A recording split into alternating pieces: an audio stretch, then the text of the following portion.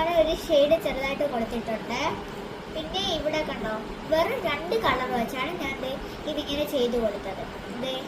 ഇവിടെ ഈ സ്കിന്നും ഇങ്ങനത്തെ സാൻഡ് പോലത്തെ ഒരു സ്കിൻ കളറ്, പിന്നെ ഈ റെഡ് കളർ കൂടെ ചേർന്നാൽ നമുക്ക് ഈ ലൈറ്റ് പിങ്കിൻ്റെ ഒരു ഷെയ്ഡ് കിട്ടും. അപ്പോൾ ഇത് കൊള്ളാമെന്നുള്ളവർ ലൈക്ക്, സബ്സ്ക്രൈബ്, കമൻറ്റ് ചെയ്യണേ.